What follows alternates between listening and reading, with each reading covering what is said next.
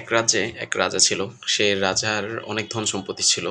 কিন্তু এত ধন সম্পত্তি থাকার পরও সে রাজা কিন্তু কোনোভাবে তার দান ভিক্ষা করতে চাইল না। একদিন কি হলো, সে তার রথ দিয়ে যাচ্ছিল, যাওয়ার পথে এক সাধুর সাথে তার দেখা হয়। এখন সাধু তার থেকে দান চেয়ে বসলো, কিন্তু রাজা কোনো পথে কোনো প্রকারই দান করতে চাচ্ছিল না।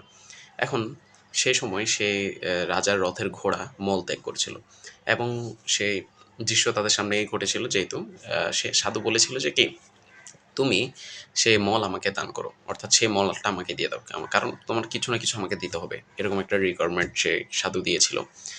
এখন রাজা কি করলো, সেই মল নিয়ে হাতে করে সাধুকে দিল। এরপর দিন কি হলো, রাজা তার যেখানে বারান্দা আছে, ঘুম থেকে উঠে সে বারান্দা দাঁড়ালো। প্রতিদিন যে বারান্দা, অনেক একটা সুবাসযুক্ত বারান্দা থাকে, বাগান থাকে, বাগানের ফুলের সুবাস থাকে, সে বারান্দার দুর্গন্ধযুক্ত হয়েছিল, কারণ সেখানে একটা বড় আহ, মলের স্তূপ জমে গিয়েছিল। যে ধরনের মল সে সে সাধুকে দিয়েছিল, সেই ধরনের মলের স্তূপই সে জায়গায় আহ, সৃষ্টি কোথা থেকে চলে এসেছিল, কারণ রাজা নিজেও জানে না। সে প্রহরী টহরী ডাকলো, কিন্তু কেউ বলতে পারলো না এর মল কোত্থেকে এলো। এরপর রাজা সেই আবার সাধুর কাছে গেল, সাধুর কাছে গিয়ে বলল যে বাবা, এমন এমন সমস্যা, এখন আমি কি করব?" তো সাধু বলল, আমাকে এখন কোনো প্রশ্ন করতে পারবা না, তুমি তুমি একটা কাজ করতে পারো। তুমি যদি একটা প্রতিকার চাও, তুমি তোমাদের পুরা রাজ্যে তোমার নামে মানে তোমার নামে খারাপ কথা ছড়িয়ে দাও, তারপর আমার কাছে এসো।